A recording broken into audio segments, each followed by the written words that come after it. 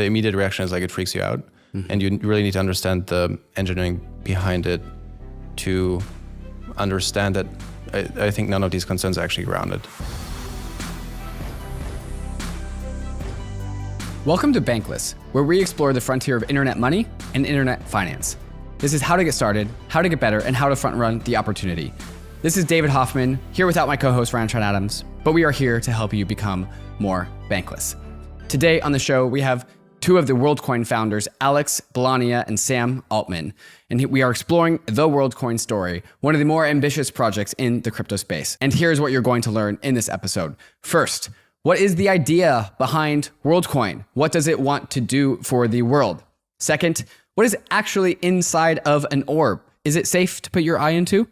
Third, Worldcoin's answer to how it's providing privacy to those who get their iris scanned and why some people are still skeptical about it. Fourth, what is Worldcoin's identity platform and what can it do for Sam Altman's other company, OpenAI, and the incoming AI-enabled internet that humanity appears to just be waltzing into? Fifth, how Worldcoin plans to become a permissionless protocol, including the manufacturing and operating of the orbs themselves. And sixth, lastly, we had to ask him what Sam Altman thinks of the AI alignment problem.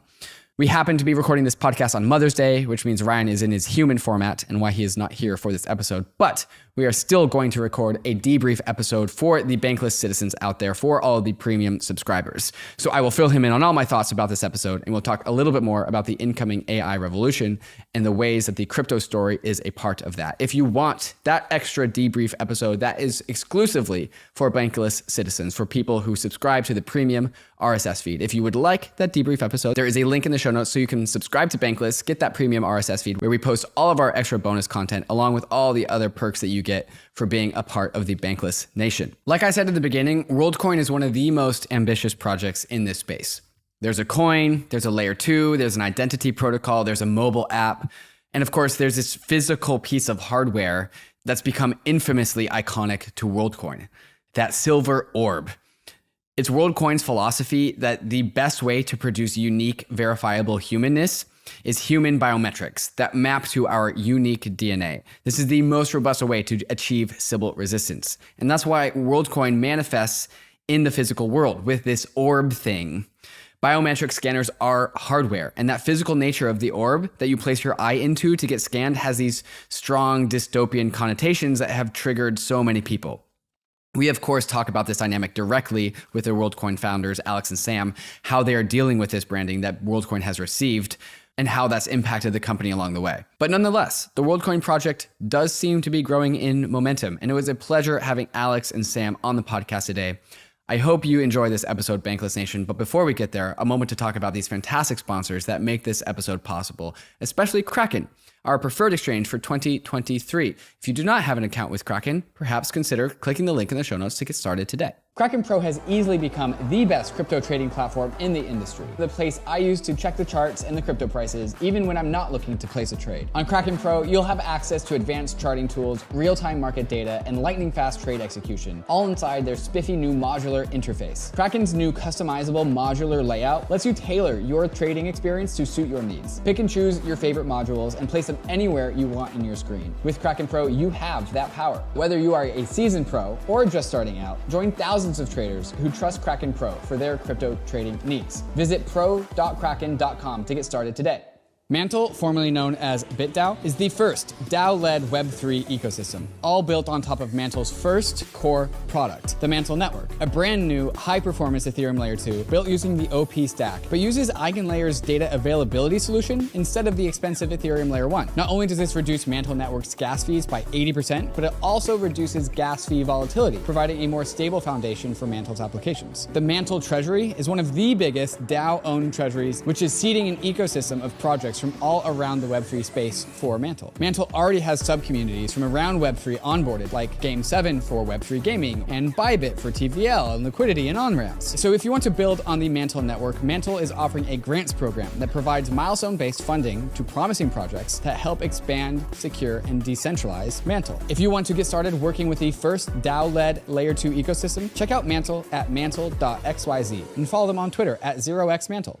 Arbitrum is accelerating the Web3 landscape with a suite of secure Ethereum scaling solutions. Hundreds of projects have already deployed onto Arbitrum One. With a flourishing DeFi and NFT ecosystem, Arbitrum Nova is quickly becoming a Web3 gaming hub, and social dApps like Reddit are also calling Arbitrum home. And now, Arbitrum Orbit allows you to use Arbitrum's secure scaling technology to build your own Layer 3, giving you access to interoperable, customizable permissions with dedicated throughput. All of these technologies leverage the security and decentralization of Ethereum and provide a builder experience that's intuitive, familiar, and fully EVM compatible. Faster transaction speeds and significantly lower gas fees. Are you a dev but you don't know Solidity? With Stylus, Arbitrum's upcoming proposal for a programming environment upgrade, developers can write smart contracts in Rust, C, C++, and many more coding languages. Arbitrum empowers you to explore and build without compromise. Visit arbitrum.io, where you can join the community, dive into the developer docs, bridge your assets, and start building your first app on Arbitrum. Bankless Nation, I would like to introduce you to the co-founders of Worldcoin, Alex Blania and Sam Altman. Sam, Alex, welcome to Bankless. Thanks for having us. Thanks for having us, David. This is going to be cool. Yeah, I'm really excited for this conversation because the Worldcoin story arc is an interesting one as it relates to both the crypto world and also especially now with the surgence of and relevancy of AI in mainstream society. And so I think that the timing of this episode, I think, is perfect. And Sam, I think this story starts with you. Can you talk about just like the inception of the idea of Worldcoin, where it came from, and what the aha moment about why we need something like Worldcoin in the future? I started thinking initially that it would be quite powerful if you could have the biggest network, like the biggest financial and identity network imaginable. You could have something truly global, and sort of had no good ideas about how to do that. The first version when we started talking about this was something like, well, what if we scan the palm of everybody on Earth? Or what if we did all these other, like what if a lot of complicated ideas about how to verify identity. But the reason I was excited about it is as the world sort of heads towards powerful AI systems, I thought that if we could do something to eventually redistribute wealth through some sort of global UBI at scale, or maybe even access to these systems, which would be the most important component of wealth someday, and also be able to verify unique humanness with a different lens on how to preserve privacy, that would be more important as sort of AI advanced. So I started thinking about this years ago, mostly driven by my work on OpenAI, but also just belief that UBI was a cool thing to study anyway. And again, ideas were like deeply imperfect, but I knew something in the space I wanted to explore. Met first Max and then Alex, and thought Alex was super awesome. And I'll let Alex talk about how the ideas evolved since then, because that part is really all credit to Alex. But that was how it started. Yeah, so it sounds like the early motivation for Worldcoin came from the idea that we could tackle two birds with one stone, one being UBI and one being identity, correct? And that was really like the elegance of the solution. Before there was actually a solution known, you kind of saw that you could do the same thing with these two, solving these two problems at the same time, correct? Yeah, I mean, to zoom out even more, it was like solve the problem of verified humanness. And that was really like, that's what you need for a lot of other things like identity, like doing the global UBI. If there's a non-fraudulent solution to that also is privacy preserving, that's kind of the goal. And maybe we could talk about where Alex and Sam met. And so when did this, what year was perhaps the idea of Worldcoin incepted? And then when does Alex come into the story? We really started working on it in January 2020. I think Sam and Max started working on it already 6 months before, but then Max had a full-time job, Sam obviously as well. So when I joined, we brought the founding team and then really started working on it. Right before Worldcoin, I was in physics and theoretical physics and kind of how you use deep learning to predict AI systems. So not too close to crypto. And then basically I literally got an email from Max explaining with a white paper of Worldcoin back then, kind of the super early ideas, as Sam just said, like a lot of high level important ideas where this could go and why it would matter. And I drove to San Francisco, had a couple interviews with Max, then one with Sam, then we spent more time together, and then later became co-founder. That's kind of the quick story. Is there anything I'm missing, Sam? That sounds right. So, Alex, where were you in this phase of your life, and what was your skill set that made this project relevant for you? Well, Max actually reached out to me as a software engineer. So right before Worldcoin, I was quite deep in theoretical physics, and I had a company before in high school that did vertical farming and actually did reasonably well. But the 5 years before Worldcoin, it was pretty much just physics. Mm-hmm. And I mean, obviously, I read about Bitcoin super early on. I was early in that phase of the whole space, but I could not say that I was deep in crypto at all before. So it was really just Max reached out. I think he reached out to many people at this point to start building this, and then we explored the whole space. We took these early ideas that Sam mentioned. We went much deeper into them, and then later I became CEO, and we just took it from there. Was it obvious that Worldcoin was a crypto project from day one?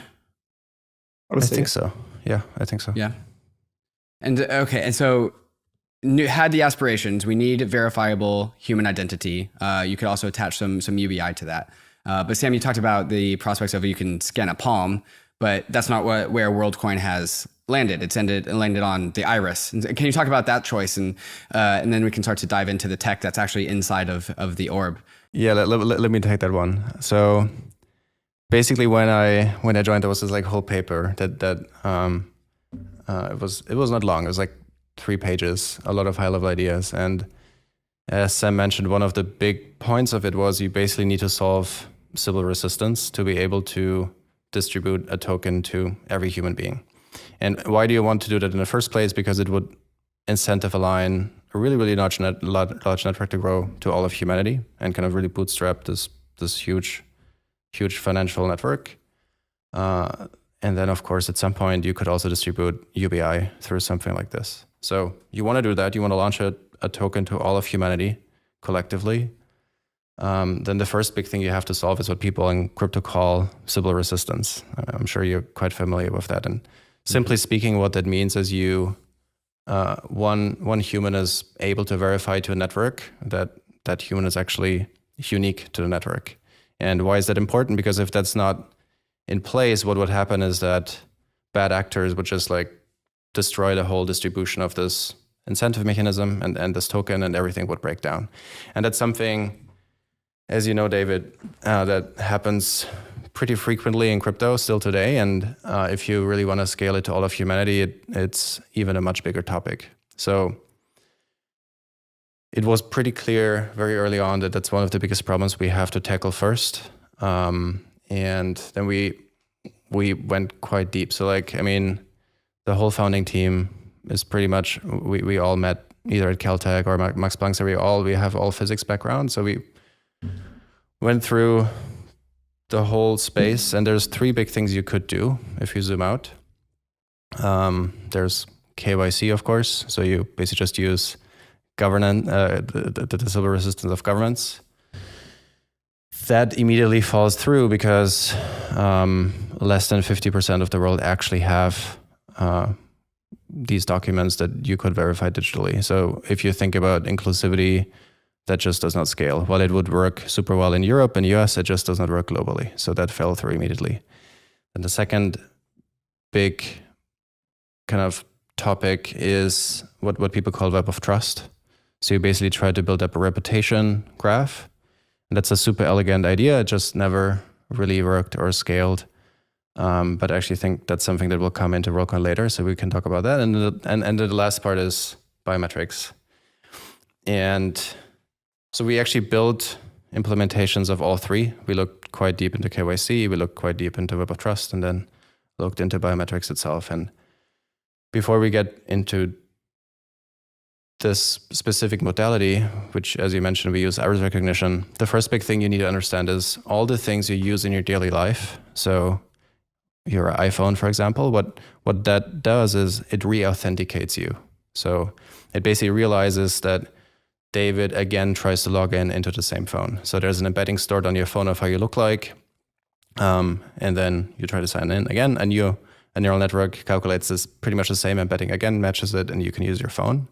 So it's a one-to-one comparison, and that's fairly easy to do other than fraud resistance. To solve proof of personhood, however, you need to compare one user against everyone else. So you have a 1-to-n comparison.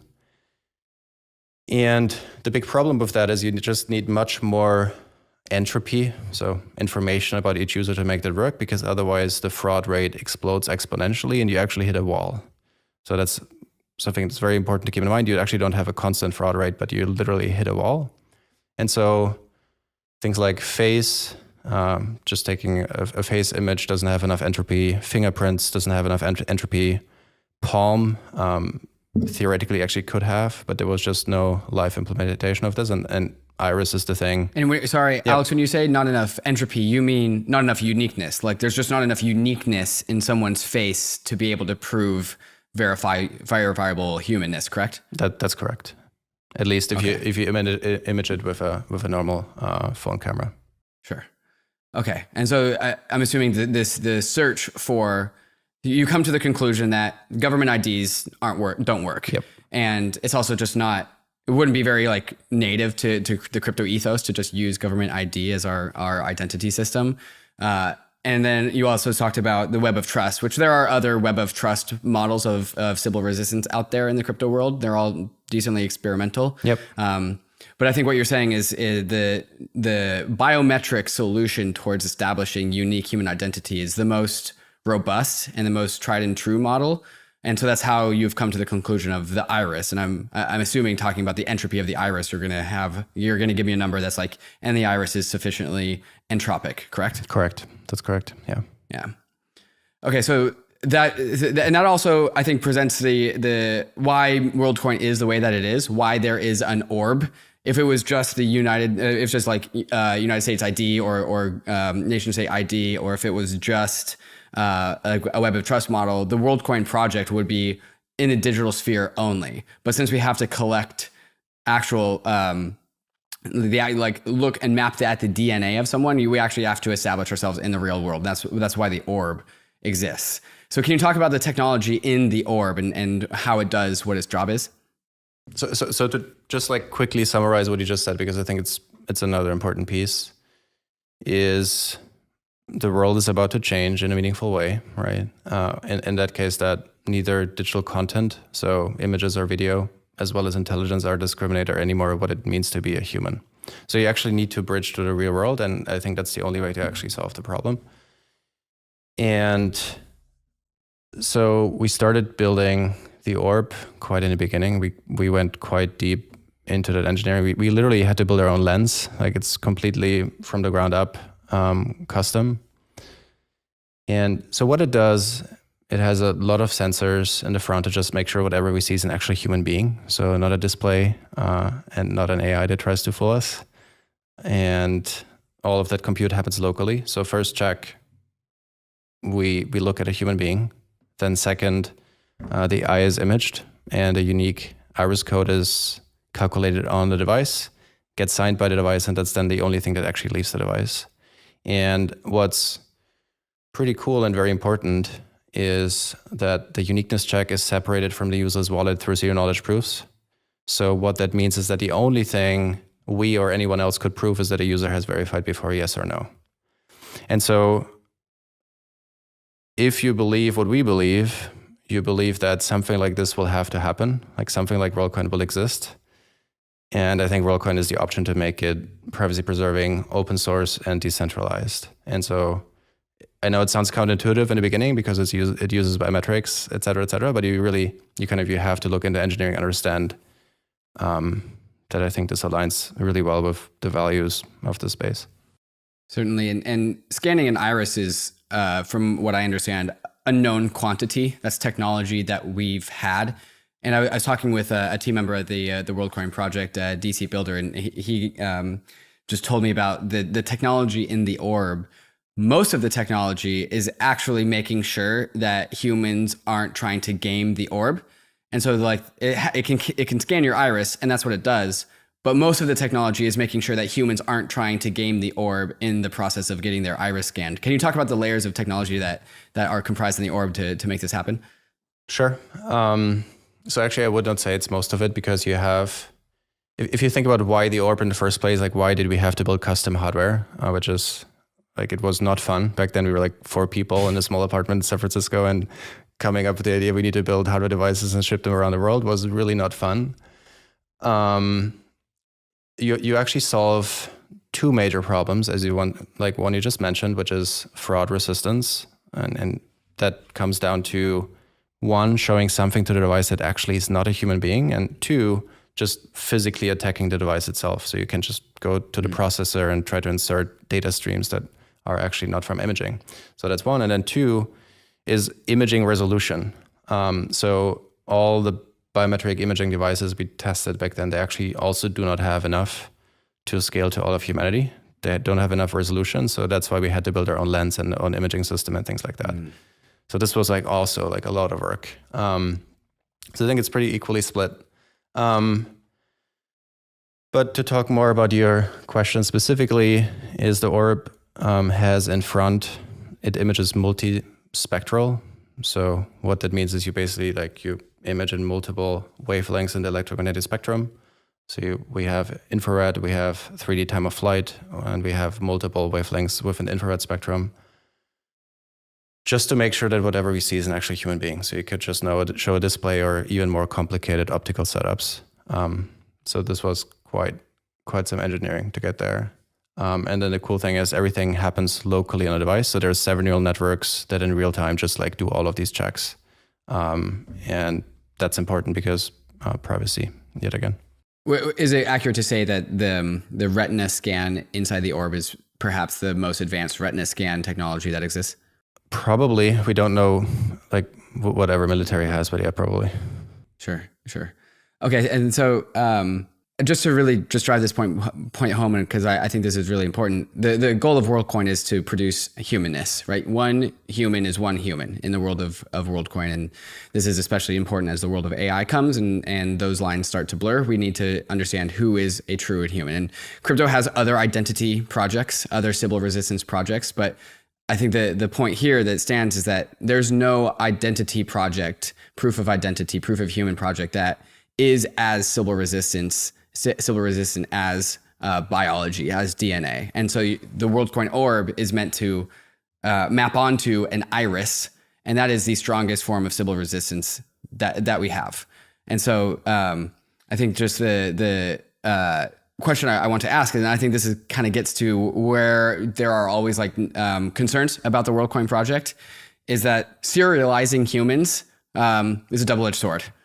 We in the crypto industry don't have a source of truth of who is a unique human, but the history of serializing humans has not been a good one. And this has been like the cause of concern around the Worldcoin project, is like the concern of privacy. So since you can scan someone's iris and prove that they are human, what's the story behind the privacy side of things? Like how does Worldcoin address the privacy issue? Well, first of all, we agree, right? So that's why we built it the way we have built it. So the first, like, there's this counterintuitive thing going on that, of course, you have biometrics, and that first, the immediate reaction is like it freaks you out, and you really need to understand the engineering behind it to understand that. I think none of these concerns are actually grounded. And so within Worldcoin, it actually comes down to 3 big things. The first one is that the biometric data is not stored. So basically, the imaging happens locally on a device, the computation happens on the device, and the only thing that actually leaves the device is an iris code that gets signed by the orb. And then that's the thing that gets compared against all users. Then point number 2, which is by far the most important one, is that the uniqueness check is separated from the user's wallet with the knowledge proofs, which brings me to the third point, is it's actually self-custodial setup. So when the user signs up, he just the user has a non-custodial wallet that generates then later these zero knowledge proofs to prove inclusion into a set of users. And that gives it like quite extreme privacy. I don't think there's anything else I'm aware of that could solve the same problem on that scale without any, like literally any privacy implications. And then the other thing is everything will be open source. The majority of the hardware is already open source. The firmware is getting released slowly because there's still some security concerns, but we're getting there.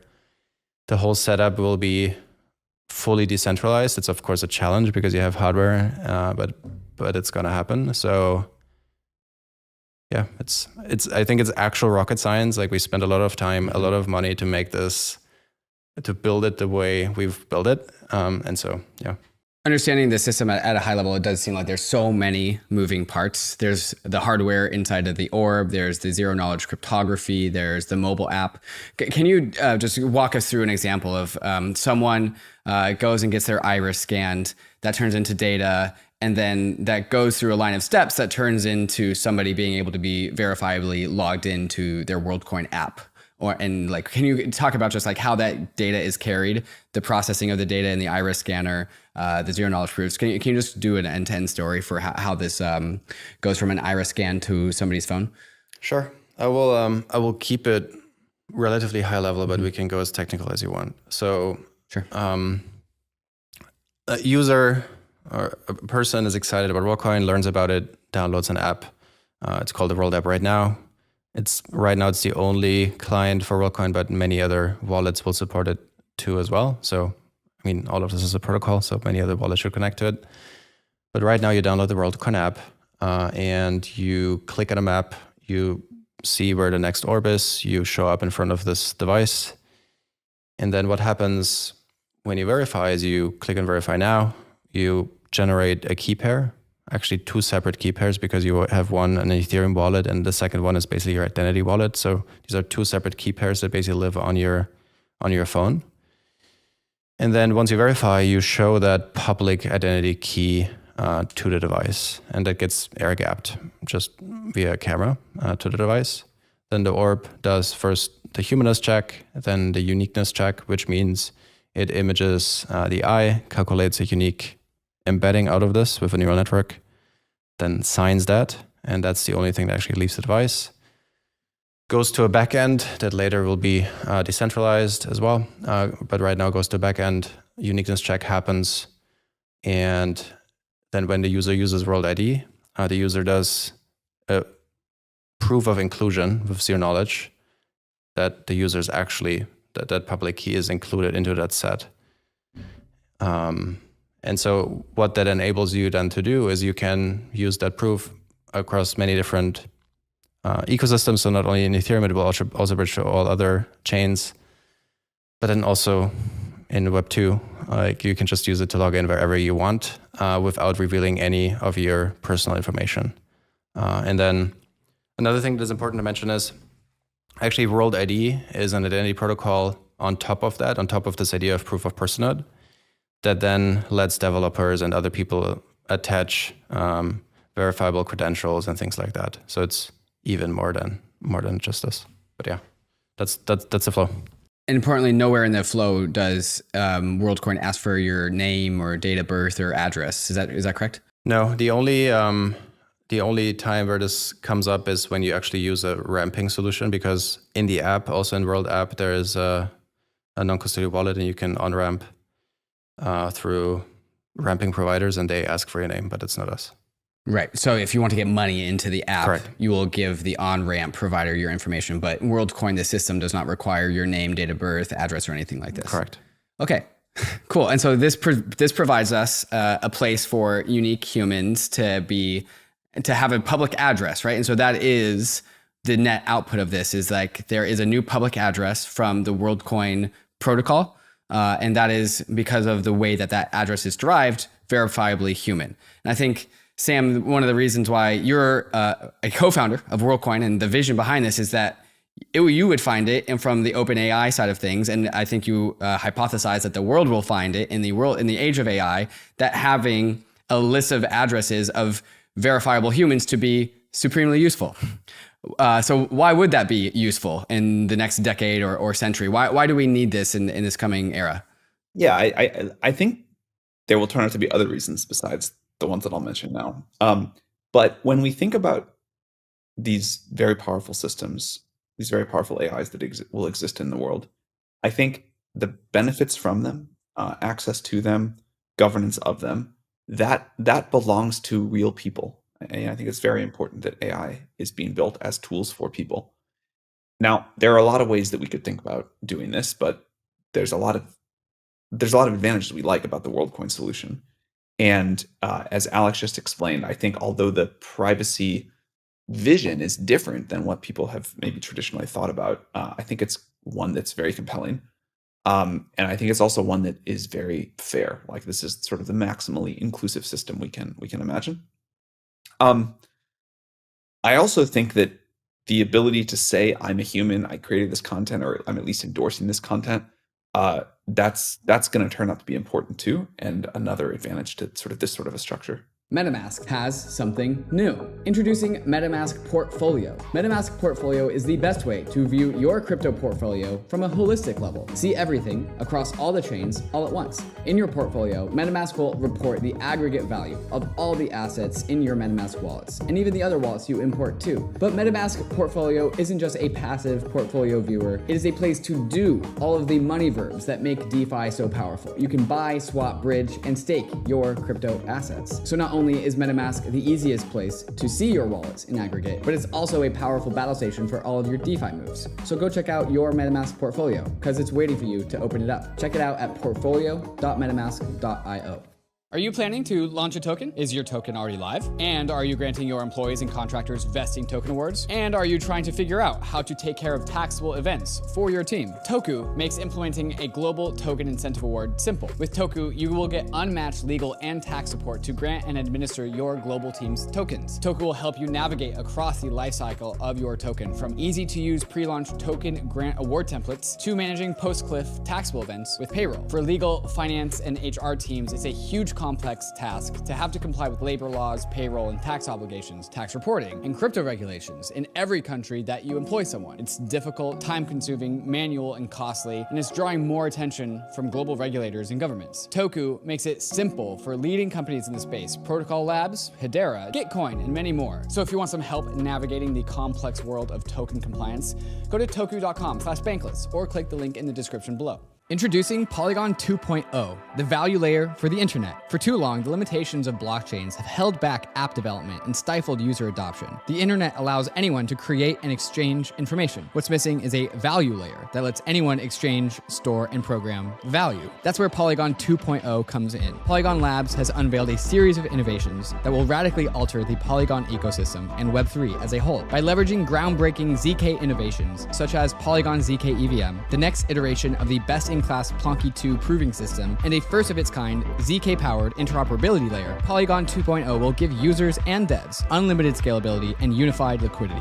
Right now, there is a Polygon improvement proposal regarding a potential ZK-powered upgrade of Polygon Proof of Stake. If approved, Polygon Proof of Stake would become a Layer 2 ZK EVM Validium. So make your voice heard on this proposal by joining the Polygon Discord today. You have a chance to help the Polygon community give the internet the value layer it deserves.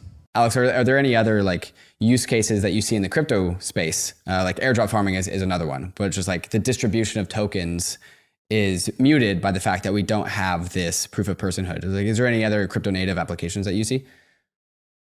Oh man, so many.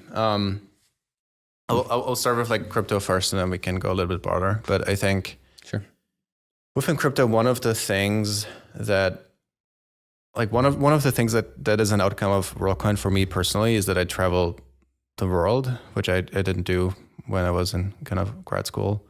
So I saw many different countries. I talked to so many users in Latin America, in Europe, and in Africa, literally everywhere. And I think there's a lot of financial primitives that technically the space can deliver, but right now it does not for a couple different reasons. One is just UX, but a really big one is you need reputation for many of these things, right? This whole idea of a credit score, basically, like an on-chain credit score, so you can do under-collateralized lending, I think is a really big idea that hopefully is coming. And proof of personhood, generally, when you just you try to build your mental model, what proof of personhood actually means, it's the foundation for identity. It's not identity. These are two different things, because identity means I'm a unique person and this is my name, that's my date of birth, or that's my GitHub account. So proof of personhood is the foundational building block to make all of these things happen. So yeah, this was a little rant, but there's a couple things here. Yeah, sure.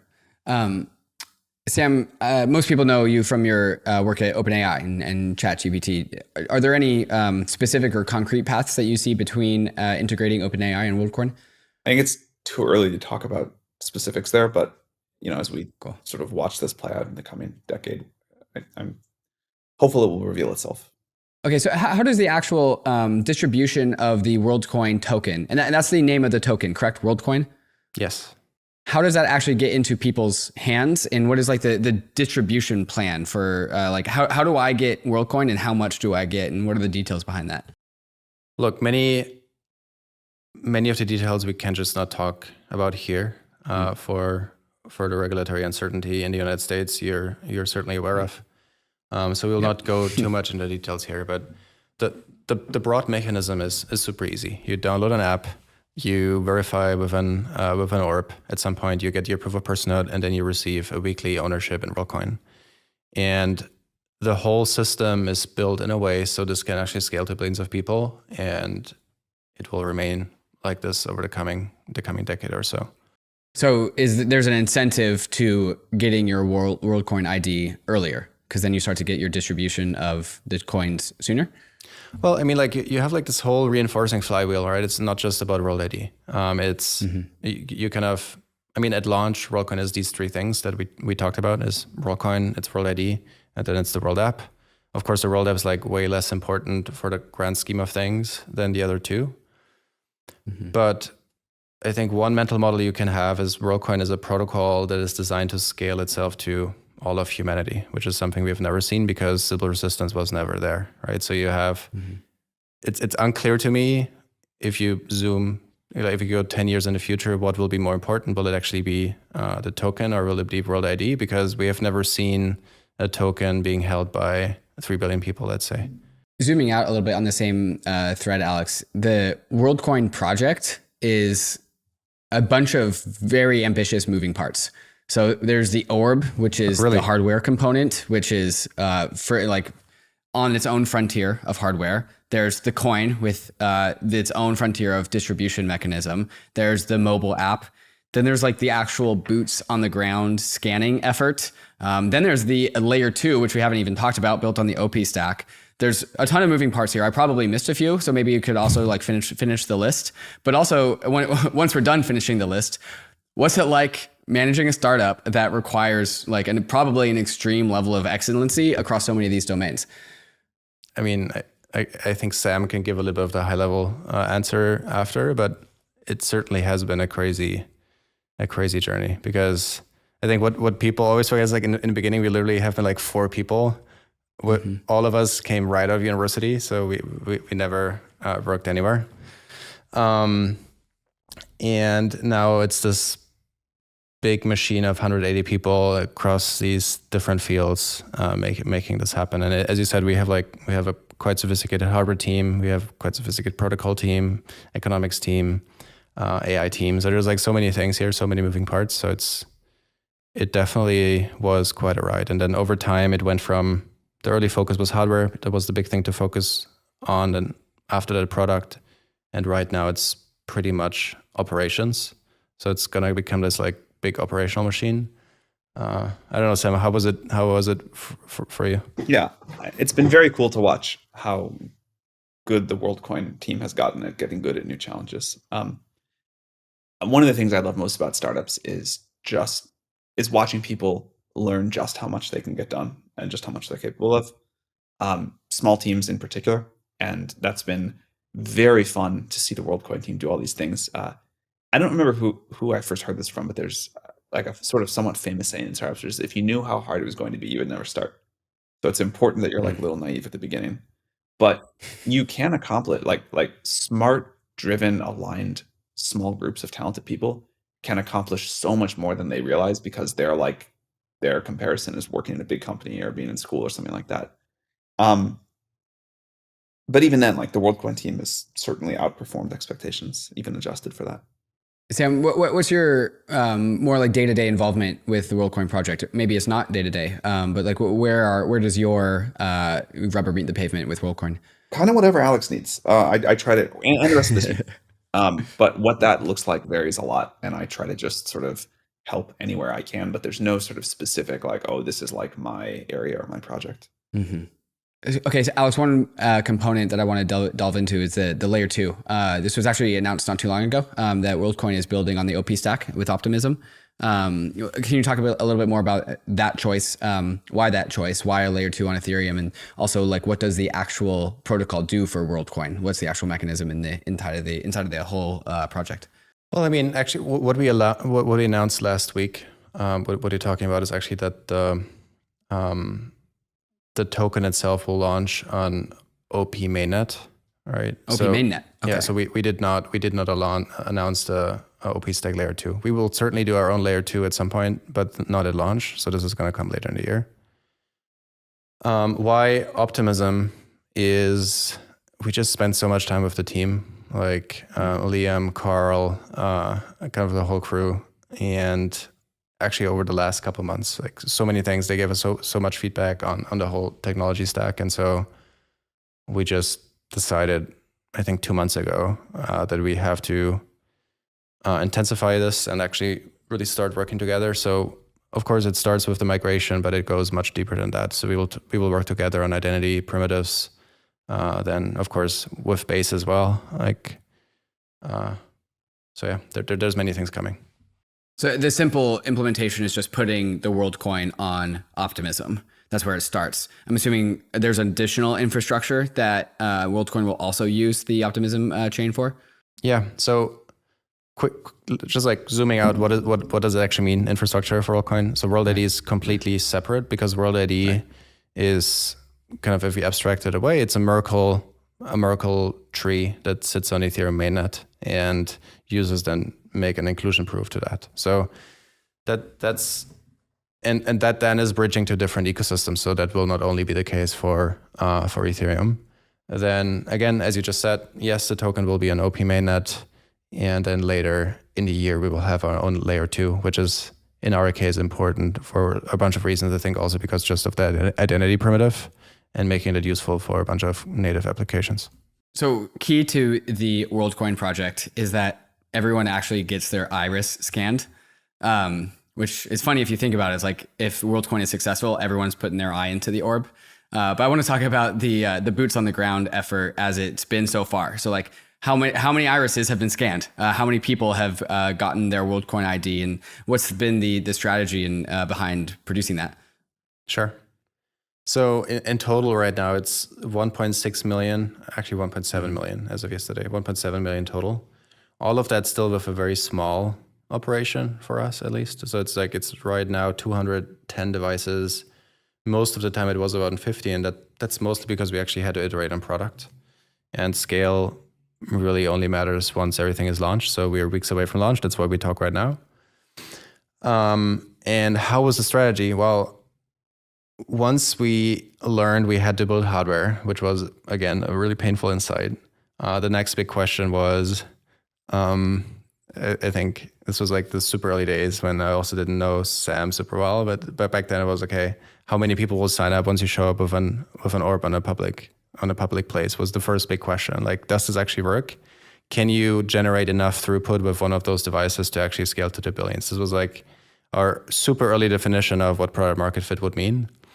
And so we built a prototype, and it was literally me running through Berlin with these devices and kind of signing up users. And I remember back then, Sandro, one of my colleagues, he did 70 signups a day. And with that 70 signups a day, we raised the Series A back then. Because if you take 70 signups a day, you multiply it by a week, then you arrive at back then it was 300 to 500 signups a week.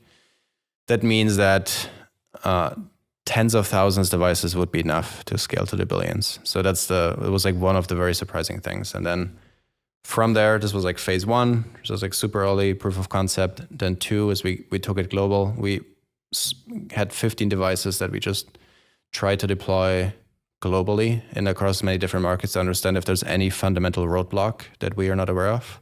So we went from Tromsø, Norway, which was the capacitors blew up because it was so cold, to Nairobi, Kenya, to Latin America, and all of that in COVID. So it was like quite a ride. We had these team members that traveled through 5 different countries to end up in the one we actually wanted to go to because of COVID. And then most recently, now we have obviously like a much more professional team in that regard. Specifically, we focused on 4 markets, which is Buenos Aires, Argentina, Lisbon, Portugal, Nairobi, Kenya, and Bangalore and Delhi, both in India.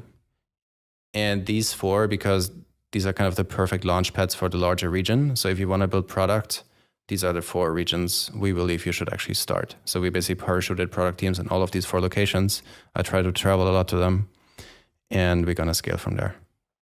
How does one scale out to, you can't be employing every single individual operator of an orb to get to the world's population, correct? So how do you get the orb spread around the world into the hands of people who are operators? Are you employing every single orb operator? What's the strategy there?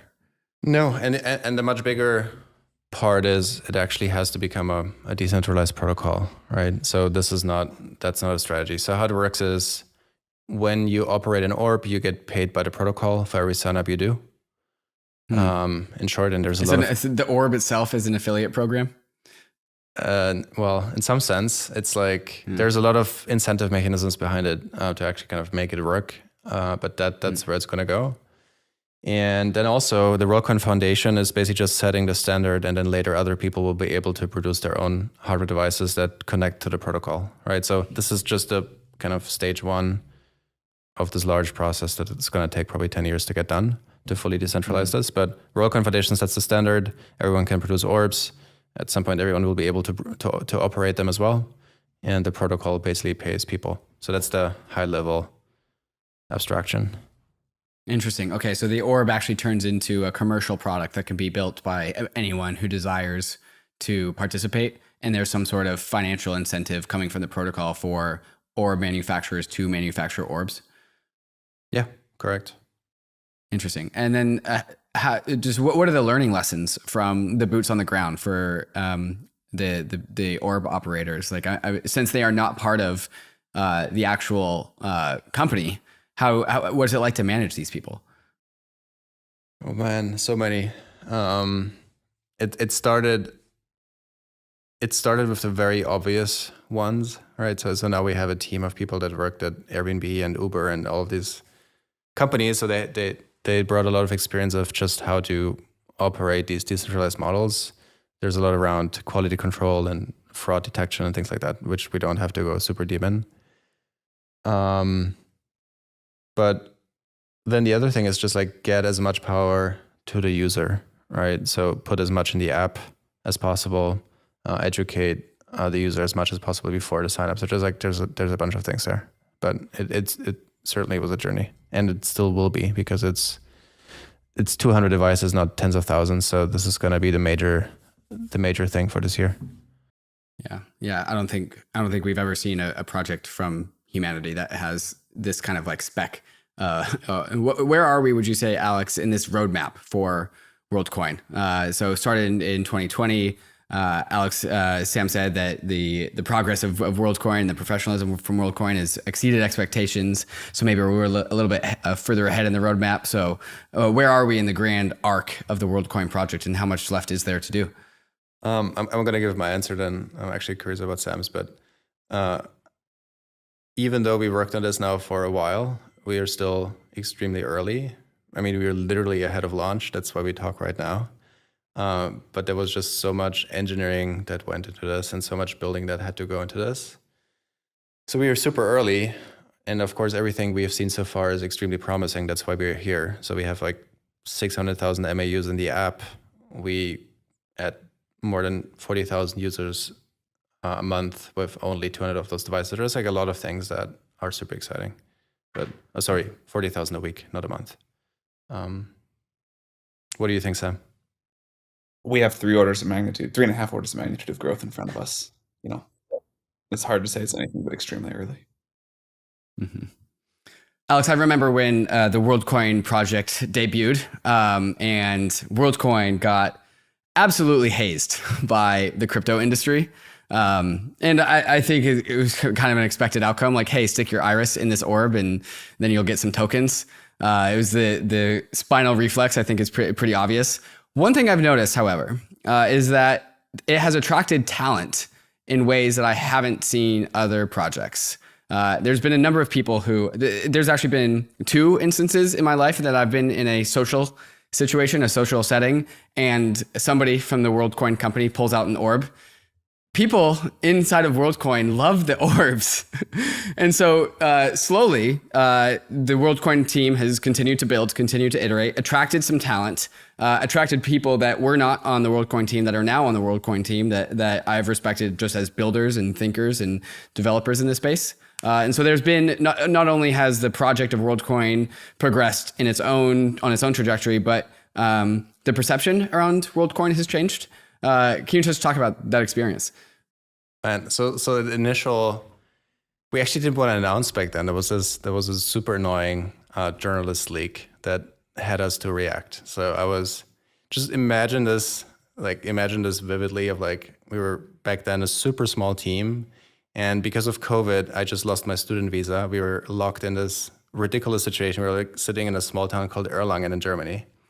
And on a Friday night, I think 11 p.m., I get this email from a Bloomberg reporter. It's like, okay, if you don't react, we're gonna write about this, and everything blows up. It's like just the internet melts. Sam Altman is launching this like thing, and so there's 10 people in a small village in Germany trying to figure things out. It's like as early as it gets, basically. And of course, it was incredibly hard. It was like managing the team through this, and then also managing just like actually scaling the company, raising capital with that early pushback was super, super hard. But then, I mean, we just, as you said, I think we attracted incredible people, one of the best teams in the space for sure. But then not even within that industry, I think broadly speaking, we have like incredible people here.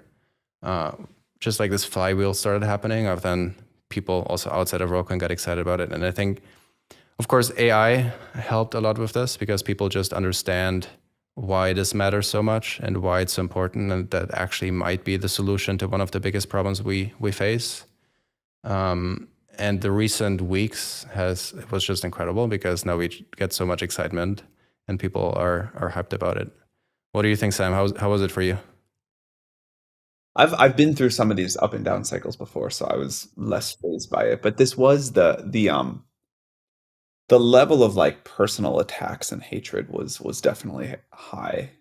I remember like logging into Twitter one day. I try not to read a ton of Twitter because I think it's a little bit unhealthy, but I logged in one day right after and just spent like a long time scrolling through what everybody was saying. I was like, wow, these are quite personal attacks. Sam, do you also get that from the OpenAI side of things? Yeah, OpenAI has like, super fans and super haters. So you kind of get used to both. I think that there are certain people that regardless of what you tell them about the tech inside of the orb and the zero knowledge cryptography, that just simply won't accept the privacy side of things. And they're super welcome never to sign up. Sure. Like I think that's like really important to keep saying. Right. Yes. I talked about on a recent Bankless episode, the weekly roll up, that this episode was happening, and that I got breakfast with a Worldcoin member, and there was like an orb sitting on the table, just like a little ornament. It's kind of fun. And some people were like, oh yeah, Bankless is talking to the Worldcoin people. Like, wow, like can't believe they're doing that. Right. So some people are going to be this extreme case where that's for sure. But it's been amazing to me. And I don't even fully understand why, like how much it feels like the kind of like overall meme has changed. Mm-hmm. Yeah, the less extreme side of the crypto world seems to be keeping an open mind, but more than that, it feels like to me like an enthusiastic mind at this point, which is a big turnaround. Yeah. So what would you say? So like, I don't have the technical skills to actually be able to explain the separation of the privacy between like the identity and the app and all that stuff. there's great documentation that's very, very robust that listeners could go read, and they get the technical explanation as to how the privacy is actually maintained.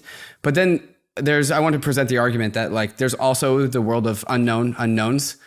Like ultimately there is the goal of Worldcoin is to scan everyone's irises. And while there is the technical explanation for why this is still secure, there's also just like, you're still doing it. And so maybe we could reflect on that. Like Alex, what would you say to that feedback or criticism? Well, as you could imagine, I have a lot of these conversations. And I think for 99% of these conversations, the answer is usually just they actually did not read the docs, or they just did not try to understand what is happening. And so you can usually calm down people quite a bit by just actually going through the details and going deeper. There's this like much bigger headline, which is you should not have to trust us, and you will not have to trust us, right? Because things already are open source. And like that's a common pushback we get right now. And I think it's totally fair that not everything yet is open source. So this is obviously we move on that as fast as we can, but there's just like real world kind of trade-offs we have to work around. So yeah, just don't trust us. Like look at the documentation, look at the code. If you find something you don't like literally our head of engineering was the head of engineering of Zcash before, right? Just talk to us and we will figure things out. But I think we're in a pretty good place. So if people are piqued by Worldcoin as a result of this episode, what is Worldcoin looking for? What does it need the most to help move the needle the most? What do you guys need? We literally hire across the spectrum, everything from product to AI. In our case, it's not AGI, it's neural networks on edge to detect all kinds of fraud attacks. So it's a different kind of skill set, of course. But yeah, like literally across the spectrum. What you could imagine. If you're super operationally talented, if you're technically talented, just reach out. And Sam, since I have you here, really quickly, where do you stand on the AI alignment debate? I think let me try to talk about it in three different ways. Sure. Number one, we need to make a lot more technical progress. We've laid out part of our roadmap for how we think we're going to solve it. But one unarguable thing is we need new techniques beyond RLHF. I think OpenAI has been caricaturized. I don't understand how, for saying that, alignment is solved because we have RLHF. Absolutely not. I want to be super, super clear. So there's a ton of work to do there. I think the shape of it all is going to look fairly different than what people think in a vacuum. I think like with all really hard, complex problems at the intersection of technology and society, like it's kind of hard to sit in an ivory tower and think it through all the way. We've had really smart people doing that for a long time. Say they've made limited progress, and a lot of the progress or assumed progress they thought they've made has turned out to be wrong because the technology went in a little bit different direction. So we need to do more work, and I think the way we need to do that is contact with these systems as we develop them in contact with reality. Number two, I think once we have the technical ability to align a superintelligence, we then need a complex set of international regulatory agreements, cooperation between the leading efforts. But we've got to make sure that we actually have people implement this solution and don't have sort of, for lack of a better word, rogue efforts that say, okay, well, I can make a more powerful thing, and I'm going to do it without paying the alignment tax or whatever that is. And so there'll need to be a very complex set of negotiations and agreements that happen, and we're trying to start laying the groundwork for that now. And then third is, I think we talk a lot, and I'm glad we do, about the alignment problem. But what we talk less about is, what about humans misusing this, or even much weaker things than AGI to cause wreak great havoc or do great damage to society? System is aligned with its operator, but doing something we don't want. So how are those rules of what the limits are going to get written, and how are we going to enforce them on limiting intentional misuse? Mm-hmm. Awesome. Guys, Sam, Alex, thank you so much for joining me on Bankless today to walk through the Worldcoin project. And I'm excited to see what it produces in the future. Thanks a lot for Thanks having for having us, David. Guys, Bankless Nation, you know the deal. Crypto is risky. You can lose what you put in, but we are headed west. This is the frontier. It's not for everyone, but we are glad you are with us on the Bankless journey. Thanks a lot.